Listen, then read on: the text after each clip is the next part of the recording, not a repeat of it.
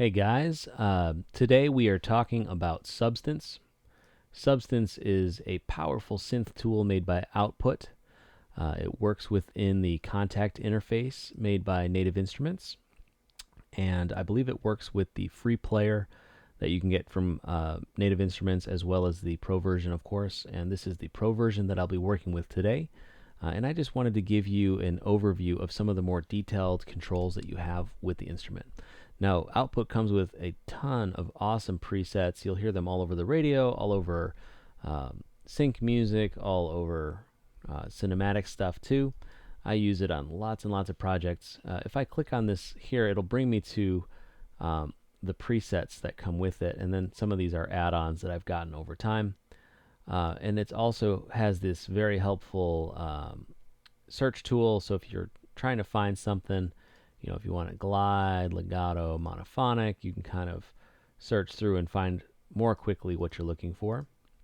You can also find your favorites. Like one of my favorites is Siege. Siege is cool. Really huge. So if you really like one, you can use this little star tool, and then when you click on favorites, bing, there it is. All right. You can also save your own. So here's a few instances where I've saved a instrument that I've either edited to work to a project I was on, and I liked it and I wanted to keep it for future use. All right. Today I'm going to work with this preset called Riptide. Is a good one. All right. Now keep in mind, I'm going to go back to this main menu here. That with Output, we actually have 3 different synths that all can work together. So that's kind of at the heart of how the instrument is constructed. All right. So in this instance, we have this Digi Saw sub, chorus, synth, and square sub. All right. And I can turn them off separately and hear what they sound like. So if I wanted to hear what it sounds like without the chorus synth,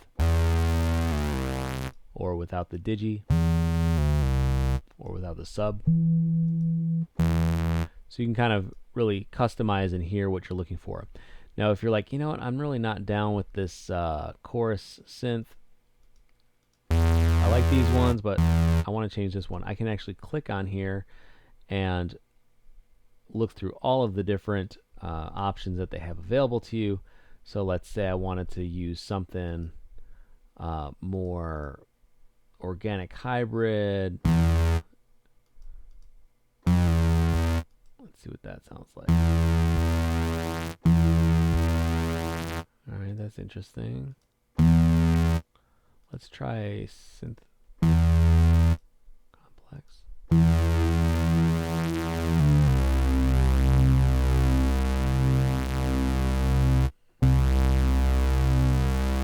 All right, we'll go with that for now.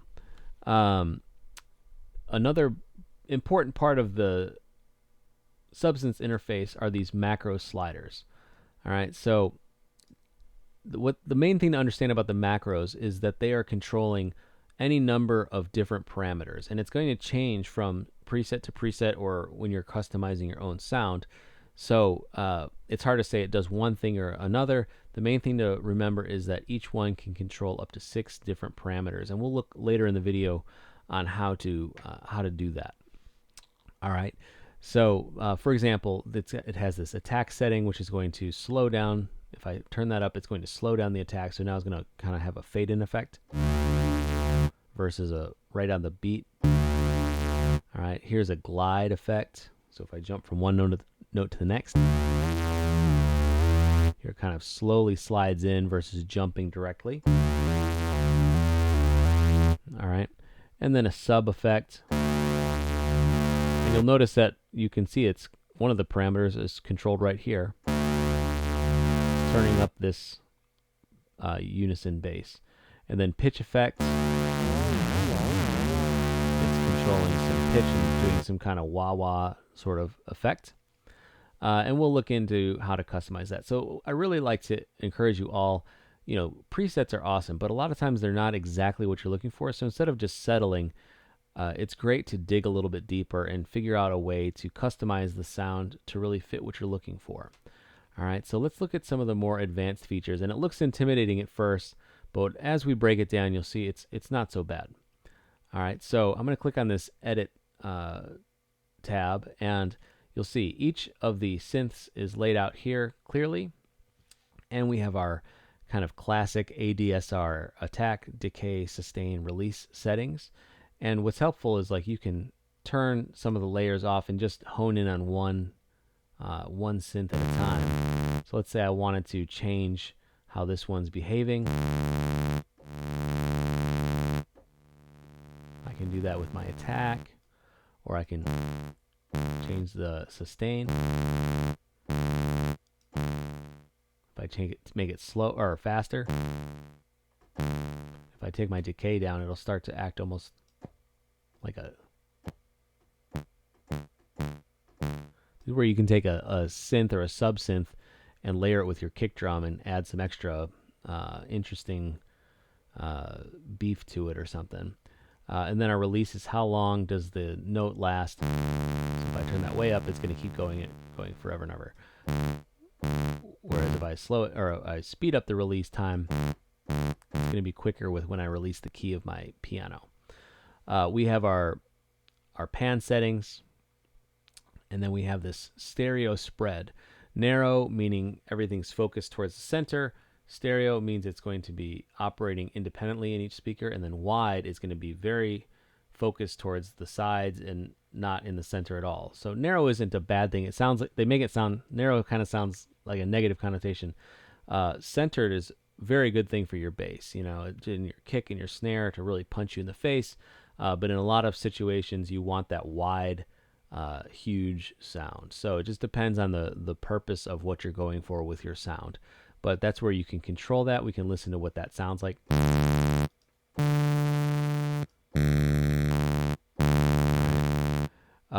Next, I have these tuning settings where I can drop it an octave. 12 is representing 12 semitones, which 12 semitones are what make up an octave. So just imagine going up chromatically. You've got 12 notes.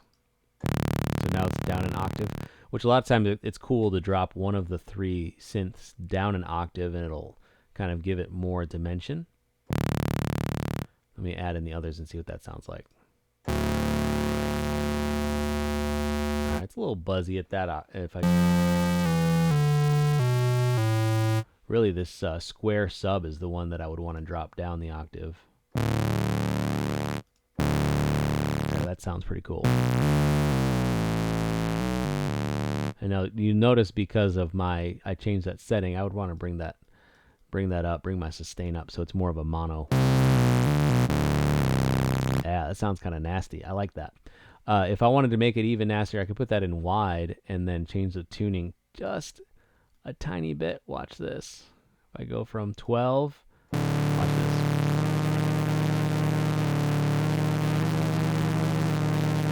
Gonna add almost like a distortion, but what it is, it's a phase issue that's intentional and intentionally cool. So that's a way you can mess with your synth.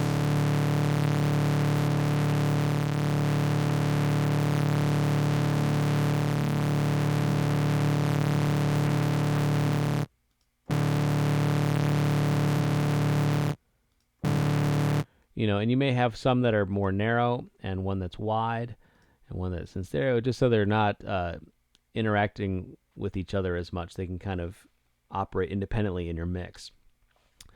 And then monophonic is referring to, in synth world, really in any music terms, monophonic means one pitch at a time. So when you have a mono synth, it means it's only allowing you to play one note, and that's a cool thing because it allows you to jump around.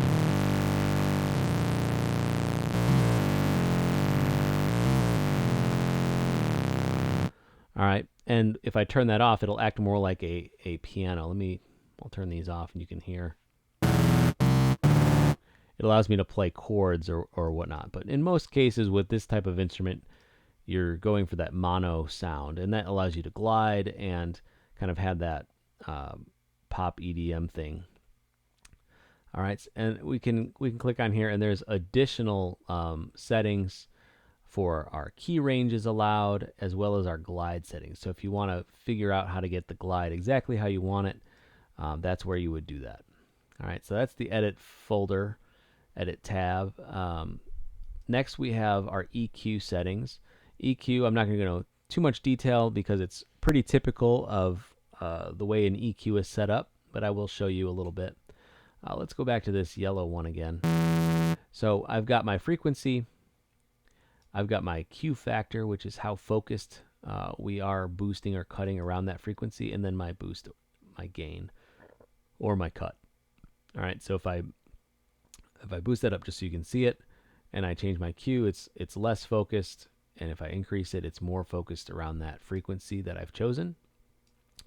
And then I can select my different bands here, and you have a shelf or a peak setting that you can use for your low and your high bands, and then the mid band operates just as a peak or dip.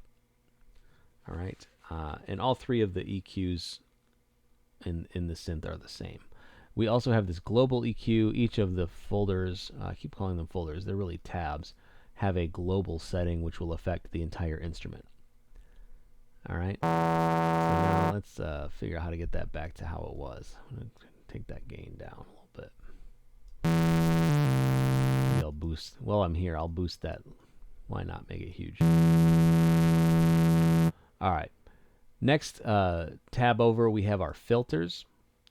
Filters are really cool, and they allow us to cut off either low or high frequencies, which sometimes makes for a great effect. LP stands for low pass, which means the low frequencies are going through, and it's cutting off some high frequencies. 4 is referring to the number of dB per octave. So a LP4 is going to be more extreme than an LP2. You can see that's more gradual. The Daft one has more of a boost at the cutoff frequency. All right, and then there's a high pass filter, is the same thing in reverse. And then we have a band pass filter, which is cutting off the highs and the lows. All right, and let's go back to this one, and you can hear what it sounds like. So if I change the cutoff frequency, the cutoff is where the filter starts to take effect.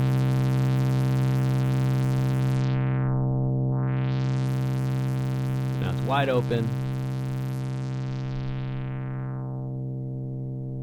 And as I lower it, you'll notice it reduces. Now this res here, resonance, is a lot of people ask me about resonance. Resonance is a boost at the cutoff point. So if I make my cutoff point, let's make it like 700, 600, and I make it all the way up. When I move my cutoff, it's boosting that cutoff frequency. So you'll hear kind of a sweeping sound.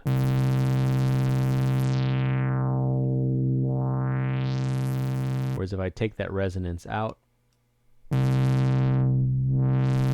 makes the, without the resonance, the filter is a little bit more subtle. So if you want the filter to be really obvious, resonance will help you get there. Next, I have ADSR settings that I can apply to the filter. So if I want the filter to kind of gradually come in, I can do that here. And then how much I want it to do that. And then I have global filters here. All right, and it works the same way on all three of the synths. Next, I have the Effects tab, which this you can think of as sort of a pedal board like you would have for your guitar, where you have the different effects. And I'm, again, similar to the EQ, I'm not going to go into too much detail, but I will show you a couple of these. For example, distortion, you just kind of click on it, and I have a few different options that I can turn on. You can turn them all on, you can turn a few of them on, and control how much of each one. All right, let's listen to this one. So that's kind of gentle, so we can maybe add a little bit of saturation, a little bit of gain.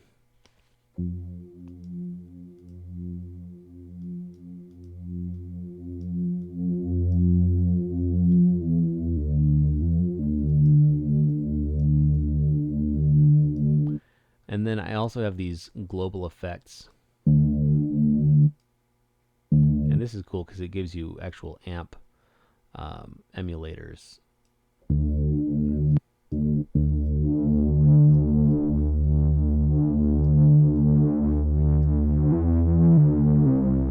I love to layer substance with electric guitars, or like in a rock track.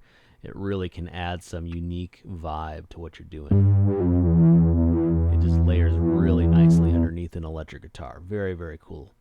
Let's hear what this sounds like now. Whoa, it's gotten huge. I probably want to maybe take a little bit of the drive off of this with all three of them going.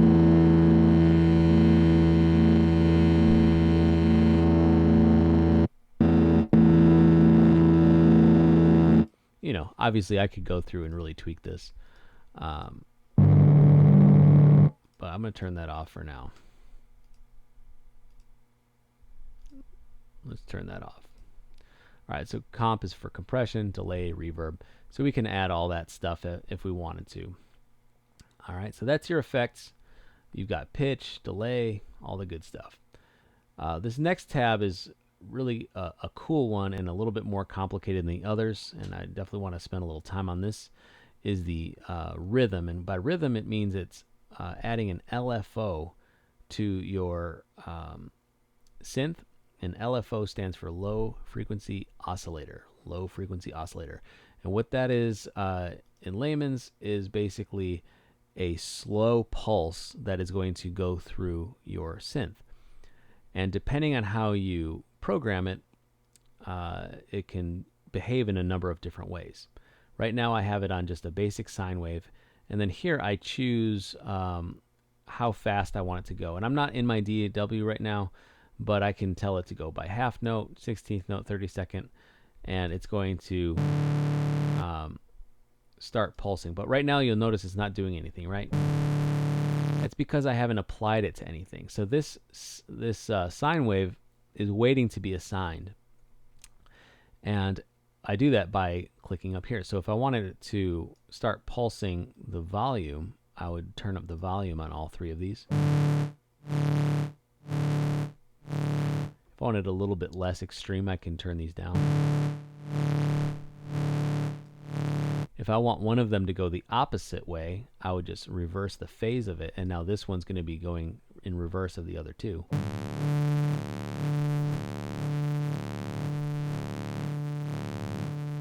Which can kind of create sort of a dystopian effect. You can also have that filter or going towards your cutoff filters.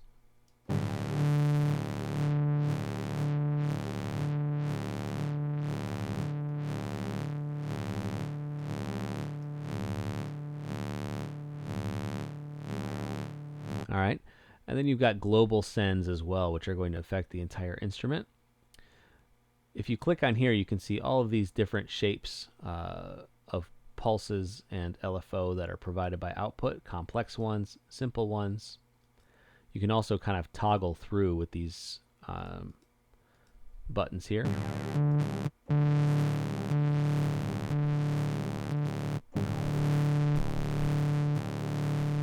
And there's also a way to customize this. So if you wanted it to do something totally different, you can draw it in yourself.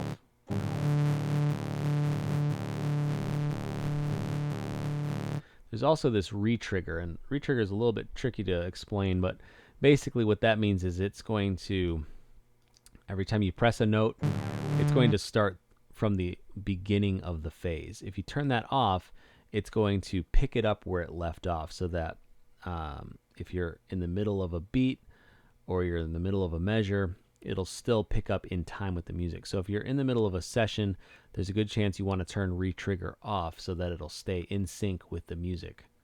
So if you're having trouble syncing with the music, make sure that retrigger is turned off. We also have these step, instead of a wave, you can also go step mode, which works similarly, but basically each note value based on the tempo we're at. So I'll speed this up a little bit. We'll put it at eighth notes. All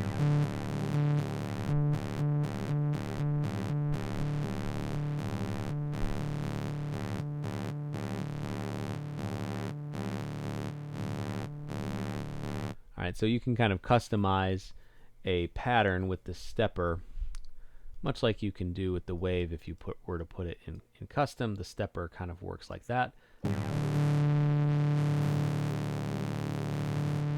And then again, output gives us all these lovely patterns that we can mess with. A lot of times it's great, you know, if you're trying to get started writing an idea and you just need something to latch onto, just getting a pulse going can be a great way to do that. So, you know, hop on something syncopated. There's triplets. There's simple patterns here. All right. And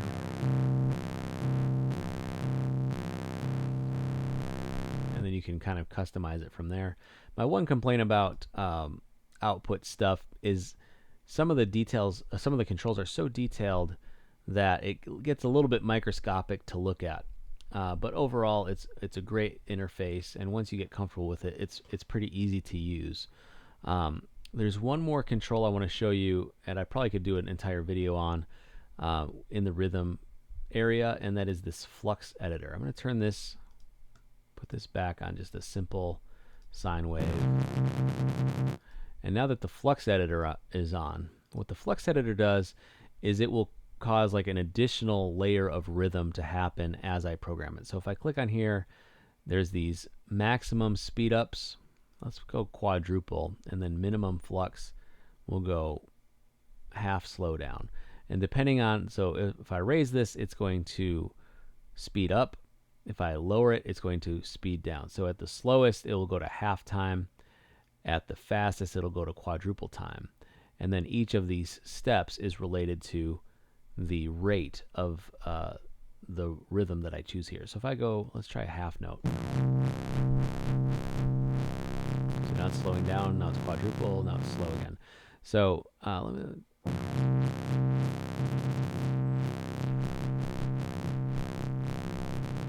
This isn't a great patch for this.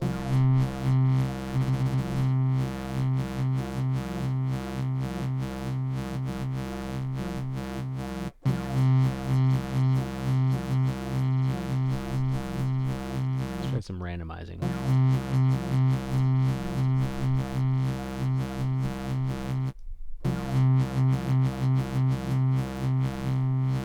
So basically, it's just the ability to create almost like a glitching or additional rhythm on top of your pulsing rhythm that you have. All right, I'm going to turn that off for now. And I'd also like to show you, next is this ARP settings. Let's go back to our main menu. And I'm back on just regular mono.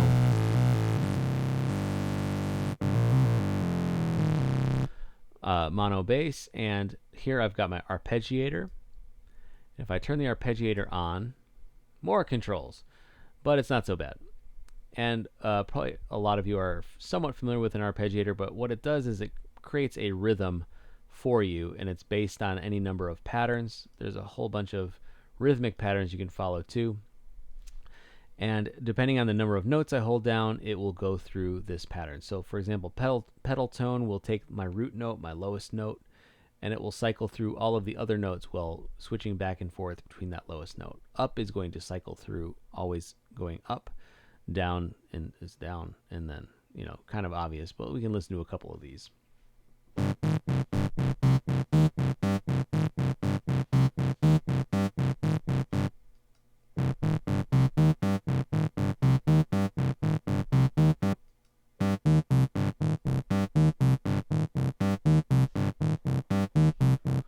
Okay, and then random. Chord is interesting. It'll play all of the notes in a rhythm together, which right now isn't doing a whole lot because I haven't changed my rhythm here. So I can create a rhythm, and this acts like a volume per note.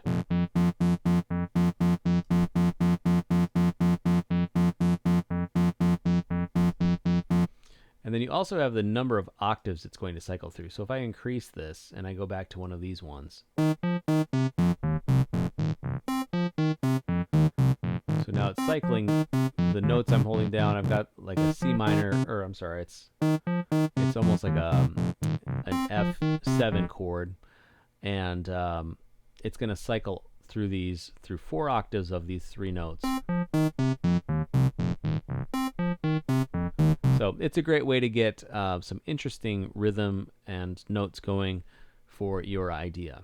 All right, so there's our arpeggiator. Turn that off for a second.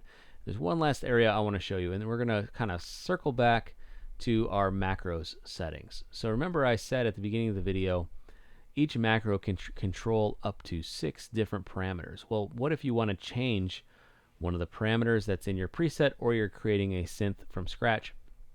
What you do is click on this macro setting, and it brings up more controls, right? But it's not so bad.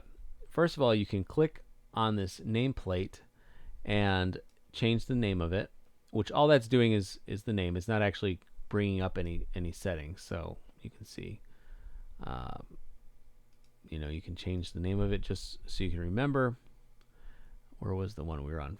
Was it attack? I don't remember. I want to look at this sub one. It's kind of a little underwhelming for me. So let's say, doesn't do a whole lot. Let's reconfigure it just for kicks. So I'm going to close these ones out. That's how you empty out your rack. And now I've got 6 open slots to program. All right. And what I can do is go back through any number of these tabs and apply any setting that I want to that macro. So let's go to something obvious like our effects. Let's say I want to add some distortion. All right, so I'll turn my distortion back on. And now because this macro button's pushed in, you'll see it'll give me the option to assign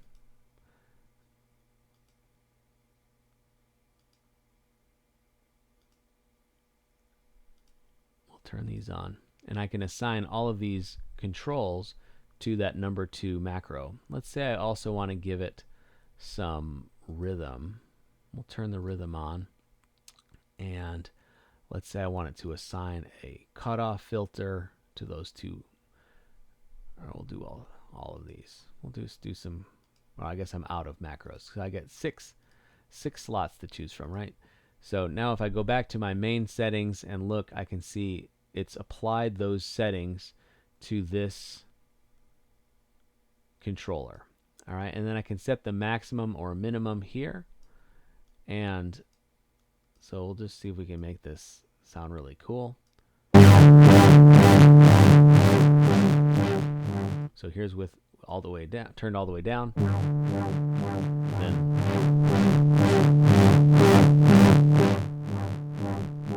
if I want it less extreme, I can turn these sliders down.